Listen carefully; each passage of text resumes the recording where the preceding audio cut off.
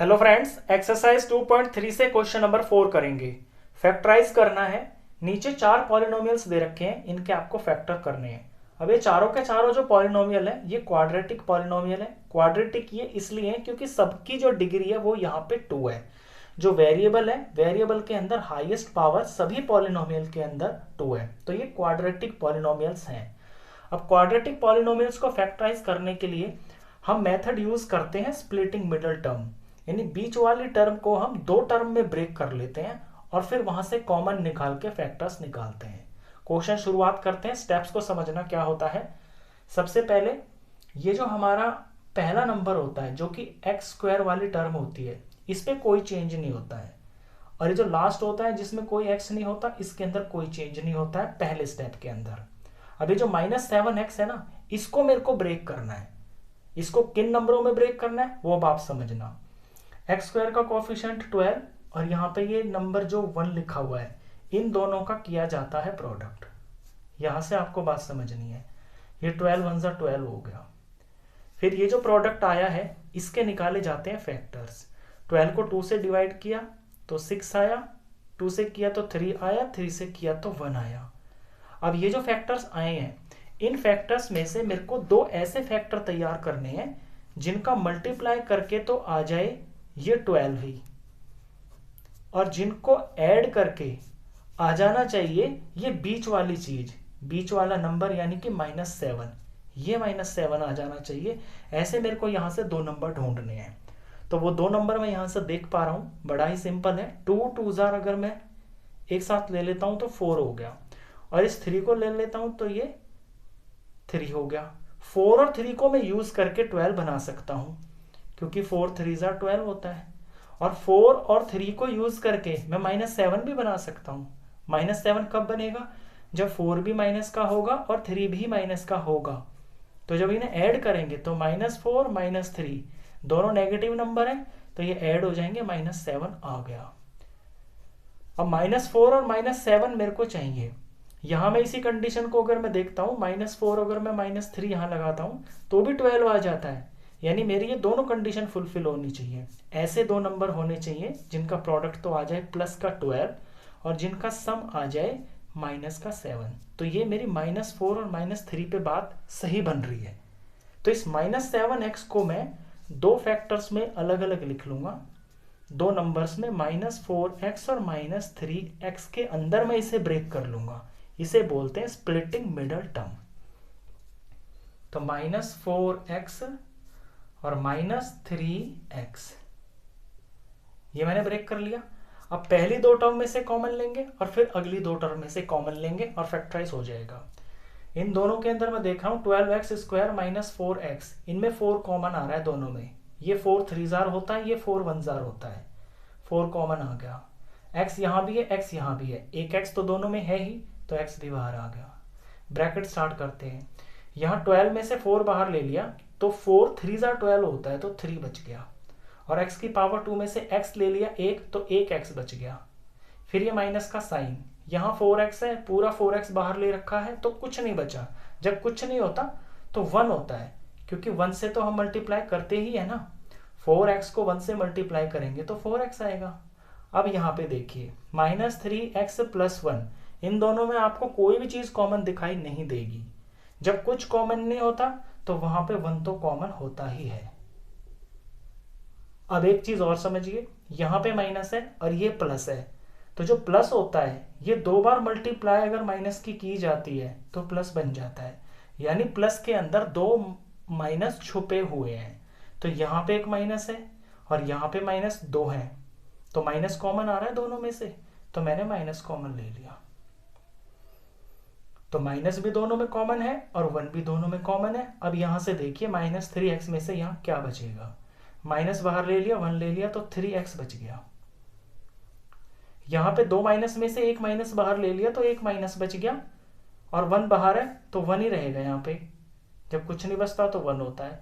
अब इनका प्रोडक्ट हमेशा सही आता है, मतलब अगर आप इसका प्रोडक्ट करोगे ना तो यही नंबर आने चाहिए। चेक भी कर लो, -1 को 3x से मल्टीप्लाई करोगे तो -3x ही आएगा। -1 को -1 से मल्टीप्लाई करोगे तो +1 हो जाएगा। ये स्टेप आप समझ गए। अब यहाँ पे आप देखोगे कि ये दो टर्म्स बन गई हैं। पहले तो थी ये 4, अब बन गई हैं ये दो टर्म्स, क्योंकि ये तो मल्टीप्लाई में है, ये एक ही टर्म मानी जाएगी। ये माइनस से ये टर्म अलग हो गई और फिर ये मल्टीप्लाई में ये दूसरी टर्म हो गई। अब इन दो टर्म में से हमको कॉमन दिख रहा है ये जो ब्रैकेट आया है 3x माइनस 1, 3x माइनस 1, ये ब्रैकेट के अंदर सेम चीज लिखी हुई है ना, ये चीज कॉमन आ गई है, ये हम बाहर ले लेते हैं।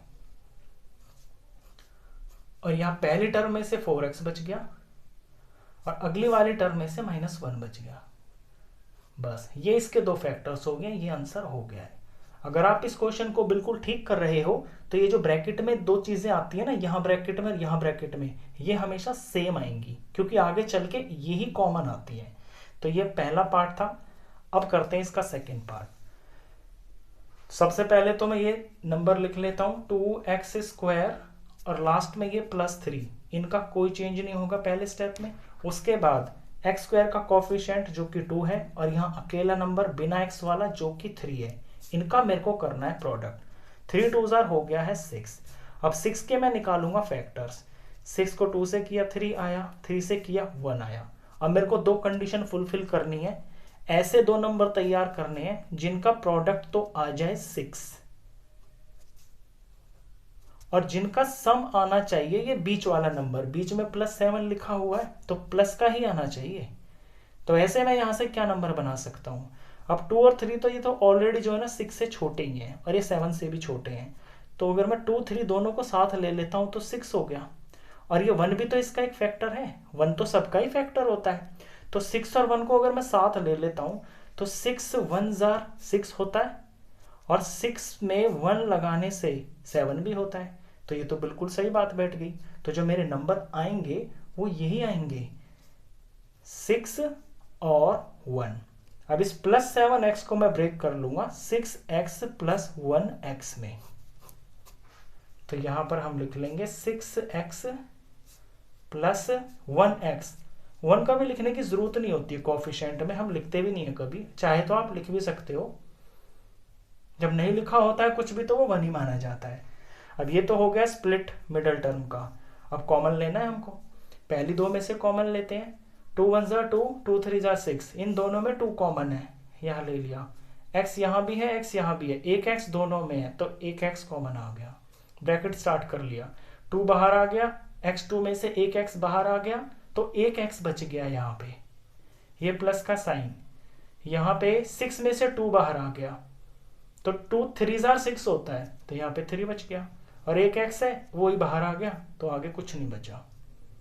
अब यहाँ पे आइए, x प्लस का 3, इन दोनों में कुछ भी कॉमन नहीं दिख रहा ना। जब कुछ नहीं होता तो 1 तो होता ही है क्योंकि 1 सबका ही एक फैक्टर होता है। 1 बाहर ले लिया। अब यहां से x बच गया और प्लस में यहां से 3 बच गया। आप मल्टीप्लाई भी करके देख लो, 1 को x से करोगे x ही आएगा, 1 को +3 से करोगे +3 आएगा। अब यहाँ देखिए ब्रैकेट में दोनों बिल्कुल सेम आए ना। अगर ठीक कर रहे हो तो ये ब्रैकेट में जो आ रहे हैं ये बिल्कुल सेम आएंगे क्योंकि इन्हीं को तो अब आपको कॉमन लेना है। अब ये दो टर्म बन गई है, यहाँ से यहाँ तक एक टर्म और प्लस के बाद ये दूसरी वाली टर्म, दोनों में x + 3 है, x + 3 कॉमन आ जाएगा। और फिर ब्रैकेट स्टार्ट करेंगे, इधर से ये 2x बच गया और इस वाले में से ये +1 बच गया। ये दो इसके फैक्टर्स हो गए हैं। अब तक तो आप सीख भी गए होंगे स्प्लिटिंग मिडल टर्म बिल्कुल आसान है। इसके दो पार्ट्स और हैं, थर्ड और फोर्थ, उनको भी करते हैं। 6x² + 5x - 6। सबसे पहले मैं पहली टर्म को सेम टू सेम उतार लेता हूं और लास्ट वाली टर्म को बिल्कुल सेम टू सेम उतार लेता हूं। अब मेरा फोकस रहेगा बीच वाले टर्म पे और यहां मेरे को मल्टीप्लाई करना है x² का कोफिशिएंट जो कि 6 है और ये जो बिना x वाला नंबर है लास्ट में जो कि -6 है, इनका मुझे प्रोडक्ट करना है। तो 6 से 6 हो गया है 36, ये माइनस का 36 हो गया है। अब मेरे को नंबर का प्राइम फैक्टर करना है, यहाँ पे फैक्टर्स करने हैं यानी कि। तो 36 के मैं फैक्टर्स करता हूँ। 2 से करेंगे 18 आ गया, 2 से करेंगे 9 आ गया और 3 से करेंगे 3 आ गया और 3 से करेंगे तो ये 1 आ गया। अब मुझे दो कंडीशंस यहाँ पे फुलफिल करनी है। पहली कंडीशन ये कि दो ऐसे नंबर इनसे मेरे को बनाने हैं फैक्टर्स को यूज करके ताकि मेरा मल्टीप्लाई करके आ जाना चाहिए माइनस का 36। साइन को भी कंसीडर करना है आपको, -36 आना चाहिए और उनका सम आना चाहिए, बीच में देख लीजिए +5 लिखा हुआ है, तो सम +5 आना चाहिए। अब देखते हैं यहां से कौन दो नंबर निकलते हैं। अगर 2 2 जार लेता हूं 4 आ गया और 3 3 जार लेता हूं तो 9 आ गया। 9 4 जार 36 होता है और 9 और 4 को यूज करके 5 बनाया जा सकता है, तो यानी 9 और 4 से ही कुछ बात बनेगी। 9 4 जार 36 हो गया। अब 9 और 4 को ही यूज करके हम 5 बना देंगे प्लस का, क्योंकि नंबर हमको प्लस का चाहिए, तो हमको 9 प्लस में लेना पड़ेगा और 4 को लेना पड़ेगा माइनस में। अगर मैं ऐसा करता हूं तो फिर 9 में से 4 माइनस होएगा, 5 आएगा और बड़े का साइन आ जाएगा, और यहां पे अगर मैं -4 लगाता हूं तो फिर ये 36 नेगेटिव बन जाएगा। आप समझ पा रहे हो चीज को कि 9 4 जार 36 और 4 में माइनस लगा दिया तो -36 हो गए, जो कि मेरी कंडीशन है, ये आना ही चाहिए। और यहाँ माइनस का 4 करने से 9 में से 4 माइनस होएगा, ये 9 +- -4, तो आंसर प्लस का 5 आएगा। यानी मेरे जो दो नंबर मेरे को चाहिए वो प्लस का 9 होना चाहिए और माइनस का 4 होना चाहिए। तो इस +5x को मैं ब्रेक कर लूंगा +9x और -4x के अंदर। तो यहां पे लिख लेते हैं +9x और -4x।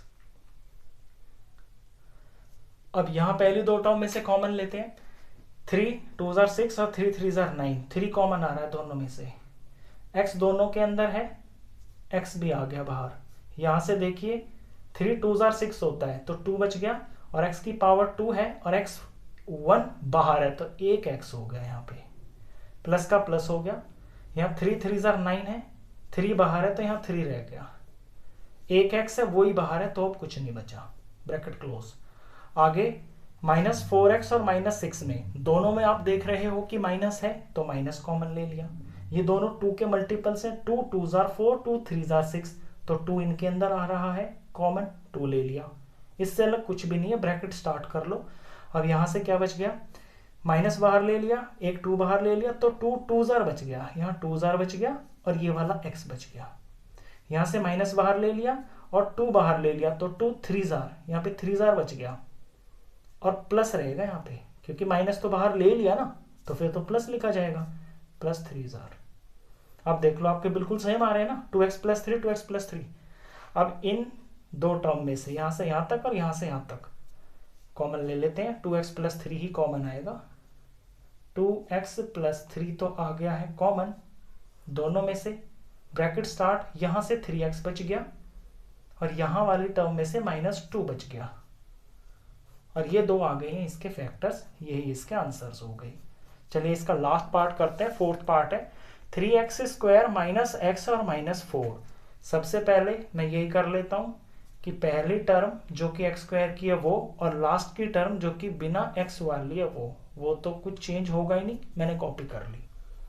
उसके बाद x² का कोफिशिएंट जो कि 3 है और बिना x वाला नंबर जो कि यहाँ पे -4 है, इनका करना है प्रोडक्ट। तो 3 4 जार 12 और ये -4 है तो आंसर -12 आएगा।